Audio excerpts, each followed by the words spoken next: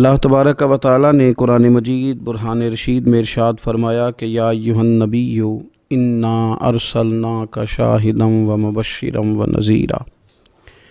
فرمایا محبوب صلی اللہ تعالی علیہ وسلم ہم نے آپ کو گواہ بنایا ہے، خوشخبری دینے والا بنایا ہے اور ڈر سنانے والا بنایا، وداعیا الی اللہ،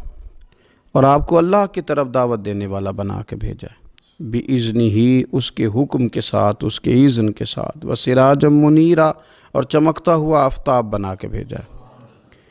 اے محبوب صلی اللہ تعالی علیہ وسلم آپ کو داعی الی اللہ بنایا، اللہ کی جانب دعوت دینے والا بنا کے بھیجا ہے۔ انسان جب تک اللہ اور اس کے رسول صلی اللہ تعالی علیہ وسلم سے ذہنی طور پر اور روحانی اور قلبی طور پر وابستہ نہیں ہوتا، اتنی دیر تک وہ کمزور رہتا ہے، اور جب وہ رب رسول سے وابستہ ہو جاتا ہے، اس کا عقیدہ اللہ اور اس کے رسول صلی اللہ علیہ وسلم کی ذات پر مضبوط ہو جاتا ہے، پھر وہ ذہنی طور پر فکری طور پر مضبوط ہو جاتا ہے۔ نبی پاک صلی اللہ تعالی علیہ وسلم کی تشریف آوری سے پہلے جو بنیادی مسئلہ تھا وہ یہ تھا کہ کفار مکہ، قریش بہت سارے بتوں کی پوجا کرتے تھے، تو جو نظریاتی کمزوریاں تھیں، جو فکری فقدان تھا، وہ ان کے اندر بہت زیادہ تھا۔ حج کر کے آتے تھے تو اوہام پرستی کا شکار تھے، حج کر کے آئے ہیں تو دروازے سے داخل نہیں ہوں گے، اوپر سے کود کر کے آئیں گے، کپڑے اتار کر معاذ اللہ بیت اللہ شریف کا طواف کرتے، قربانیاں کرتے تو ان کا خون کعبے کی دیواروں کے ساتھ ملتے۔ مصر کے اندر یہ رسم پائی جاتی تھی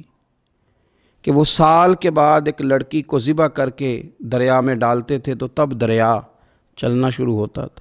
اور اس پر انہوں نے نظریہ بنا لیا تھا کہ ایسا ہوگا تو تبھی معاملہ آگے بڑھے گا۔ نبی پاک صلی اللہ تعالی علیہ وسلم نے ان سب لوگوں کو اللہ کی جانب دعوت دی۔ حضور علیہ السلام نے فرمایا میں تمہارے سامنے جو تعلیمات لے کے آیا ہوں ان میں کوئی اوہام پرستی نہیں، اس میں توہمات کا کوئی تذکرہ نہیں، ایک مضبوط دین، اللہ تبارک و تعالیٰ کی ذات پر بھروسہ،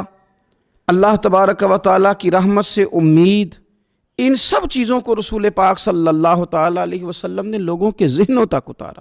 جب تک انسان کا بھروسہ عام انسانوں سے وابستہ رہتا ہے، دنیا داروں سے وابستہ رہتا ہے، پیسوں سے وابستہ رہتا ہے، دنیاوی معاملات کے ساتھ وابستہ رہتا ہے، تو وہ کمزور ہوتا جاتا ہے دن بدن۔ اور رسول پاک صلی اللہ علیہ وسلم داعی الی اللہ ہیں، تو حضور نے ہمیں یہ سوچے دی ہیں کہ تم نہ اپنے آپ کو اللہ رسول سے وابستہ کرو، پھر یہ جو کمزوری ہے نا، کمزوری یہ تمہارے دل سے نکل جائے گی۔ ہم دیکھتے ہیں کہ آج بہت سارے لوگ ایسے ہیں جو مایوسی کی گفتگو کرتے ہیں، اگر غریب ہو گئے ہیں تو تب بھی ان کے جملوں میں معاذ اللہ مایوسی ہے، کہیں بیمار ہو گئے ہیں تو پھر بھی وہ گھبرائے سے ہیں، وہم کا شکار ہیں، اگر کسی جگہ کوئی آزمائش ان پر آ گئی ہے تو بھی مختلف توہمات کا وہ شکار ہو جاتے ہیں۔ اگر توجہ اللہ رسول کی جانب ہو اور وہ سوچیں جو رسول پاک صلی اللہ علیہ وسلم نے ہمیں دی ہیں ان پر توجہ ہو، تو پھر انسان کسی وہم کا شکار نہیں ہوتا، پھر وہ مضبوط زندگی گزارتا ہے اور مضبوطی کے ساتھ آگے بڑھتا ہے، چونکہ اس کو سمجھ آ گئی ہے کہ میرا خالق اللہ ہے، رازق اللہ ہے، پیدا کرنے والا اللہ ہے، اور میرے تمام معاملات کا محافظ بھی میرا اللہ ہے۔ پھر وہ کمزور نہیں پڑتا، پھر وہ زیادہ امیدیں لوگوں سے وابستہ نہیں کرتا، دنیا داروں سے، سیٹھ و نوابوں سے زیادہ امیدیں نہیں وابستہ کرتا، پھر اس کی امیدیں اللہ سے اور اللہ والوں سے۔ پھر وہ اللہ رسول کی بارگاہ میں اپنے آپ کو پیش کر دیتا ہے۔ حدیث مبارکہ ترمذی شریف میں موجود ہے، راوی حضرت عبداللہ ابن مسعود رضی اللہ تعالیٰ عنہ ہیں۔ ذرا حضور صلی اللہ علیہ وسلم کے تربیت کرنے کا انداز دیکھیے گا۔ حضرت عبداللہ ابن مسعود رضی اللہ تعالیٰ عنہ روایت کرتے ہیں کہ نبی پاک صلی اللہ تعالیٰ علیہ وسلم نے فرمایا کہ اللہ تعالیٰ نے ہر جان کو پیدا فرمایا، ہر جان کو اللہ تعالیٰ نے پیدا کیا، تو تین چیزیں رب کریم نے لکھ دیں اس کے لیے۔ ہر جان کو پیدا کیا تو اللہ نے لکھ دیا، کیا لکھا؟ اس کا رزق کتنا ہے یہ بھی رب نے لکھ دیا، عمر کتنی ہے، زندگی کتنی ہے یہ بھی رب نے لکھ دیا، اور جو اس پر مشکلات آئیں گی وہ بھی اللہ نے لکھ دی۔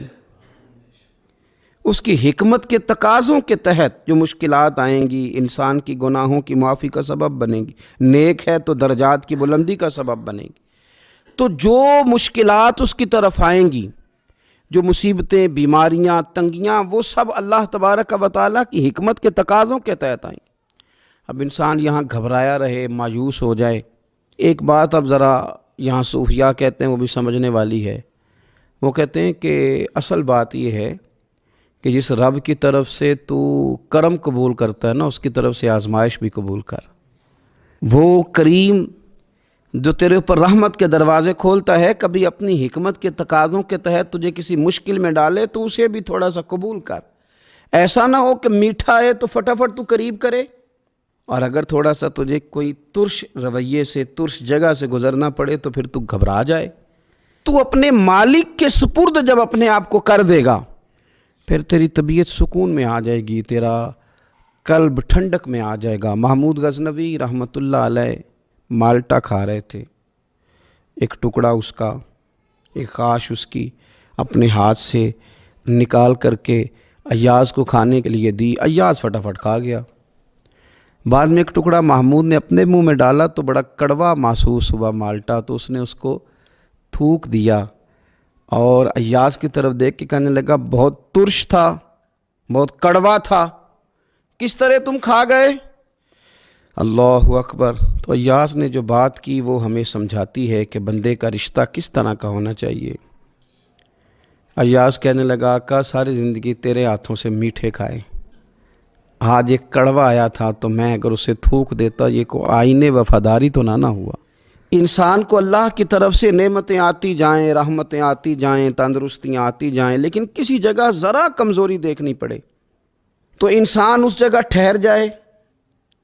اس جگہ وہ گھبرا جائے، وہم کا شکار ہو جائے، پتہ نہیں کیا ہو جائے گا، ان چکروں میں پڑ جائے، تو یہ بات درست نہیں ہے۔ اب یہ کہ ہم کیا کرتے ہیں، ہم نے اپنی ساری توجہات کا مرکز دنیا والوں کو بنا لیا ہے۔ دنیا والوں کو کیسے راضی کرنا ہے، ان کو کیسے سیٹ رکھنا ہے، لوگوں کے ساتھ اپنے تعلقات کو کس طرح کر کے مضبوط کرنا ہے، بس اسی میں ہمارے صبح و شام گزر جاتے ہیں۔ 3-4 جگہوں پہ دعوت مل گئی، ایک دن میں ایک جگہ ولیمے پہ جانا تھا وہاں خود چلے گئے، ایک جگہ اصال ثواب کی تقریب تھی تو وہاں بیٹے کو بھیجا، اور ایک جگہ اور کسی معاملے میں دعوت تھی تو وہاں فون کر کے معذرت کر لی۔ کسی طریقے سے لوگ راضی رہیں۔ پھر کیا ہوتا ہے، پھر انسان کو یوں محسوس ہوتا ہے کہ اسے فٹ بال بنا لیا گیا۔ آپ لوگوں کی توقعات پہ کتنا پورا اتریں گے؟ اپنے چچا کے بیٹے حضرت عبداللہ ابن عباس کو حضور نے نصیحت فرمایا یقین رکھو اے عبداللہ ابن عباس، یقین رکھو کہ اگر ساری دنیا متفق ہو جائے تمہیں نفع پہنچانے میں تو تمہیں نفع پہنچا نہیں سکتی، مگر وہ جو تمہارے لیے تمہارے رب نے لکھ دیا ہے۔ لوگ تمہیں نفع پہنچانا چاہیں تو پہنچا سکتے نہیں، اور فرمایا اگر ساری امت متفق ہو جائے کچھ نقصان پہنچانے میں تو نقصان پہنچا نہیں سکتے، مگر یہ کہ جو اللہ نے تمہارے لیے لکھ دیا ہے۔